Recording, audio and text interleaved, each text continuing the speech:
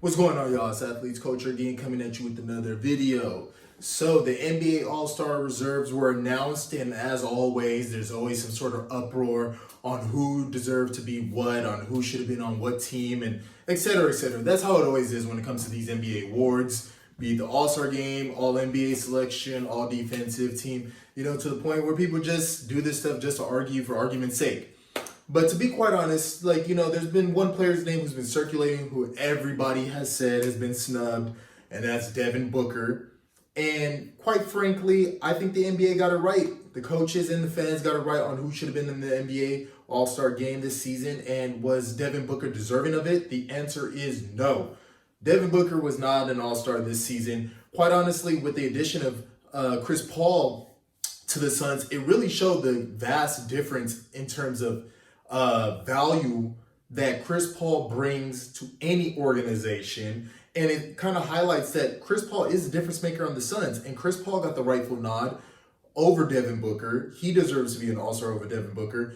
Devin Booker's game has really dipped off with the addition of Chris Paul. Devin Booker isn't getting as much usage on the ball per se as before. He's not averaging his totals as he has in the past two seasons. He's dipped down in scoring. He's dipped down in assists. He's dipped down in rebound, even free throw shooting percentage. He's just dipped down in all those categories, while other people at the guard position have all stepped up. The likes of people in his category, not necessarily in his conference, but in his category, like Zach LaVine and Bradley Beal, they've all stepped up their game with the addition of other All-Stars and the addition of more responsibility. Zach LaVine has had to take a much more heavier role in Chicago with with Lauri Markkanen taking the injury. Zach LaVine has really had to step up. Chicago's been clicking, and now they're in playoff contention, holding the 8th seed in the East. Bradley Beal, yes, Washington started off rough, but Bradley Beal is now the leading scorer in the NBA.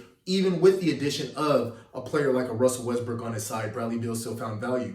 Devin Booker hasn't, which is why I've always said when it came to top shooting guards in the NBA, I think number one obviously is James Harden, followed by James Harden, I believe, is Zach LaVine. Zach LaVine is the second best shooting guard in the NBA. So did the NBA get snubbed anybody? The answer is no. I don't think they have. The only person I will say that closely resembles anybody being snubbed was Domantas Sabonis. I would have possibly chose him over the likes of a Jaylen Brown, coming in the Eastern Conference, or or somebody at the forward spot, maybe even a Jason Tatum. I would have chose Domantas Sabonis over them. But with, Indiana dipping, and he doesn't quite have the name recognition, he obviously wasn't going to be a starter. And then coaches noticing the dip in Indiana's play kind of coincided with the dip in his play a bit. Domantas Sabonis just slightly got edged out. Obviously, Jimmy Butler, people will say, what about Butler? Well, Jimmy Butler had just really started clicking. Miami was facing injuries earlier on, so he doesn't really have the reps underneath to warrant an all-star position. But when you look in the Western Conference, you just have to ask yourself, what guard in the Western Conference are you going to select? Or would you knock off over to put Devin Booker in their place? You can't say Donovan Mitchell because Utah's one of the best teams, if not the best team in the Western Conference. They have the best record in the Western Conference thanks to Donovan Mitchell.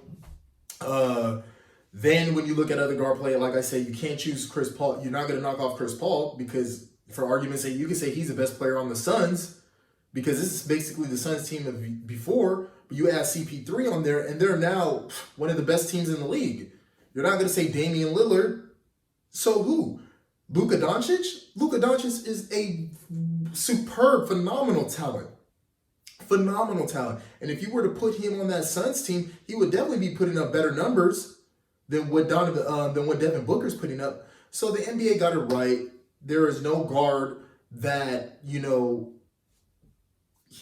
that you can replace and put Devin Booker in his place. Even Paul George at the guard position was playing MVP level basketball over Devin Booker. So who would you put in there?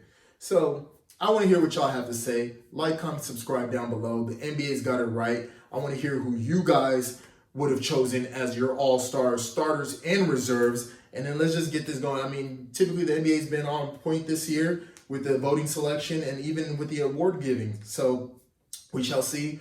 Like I said, till next time.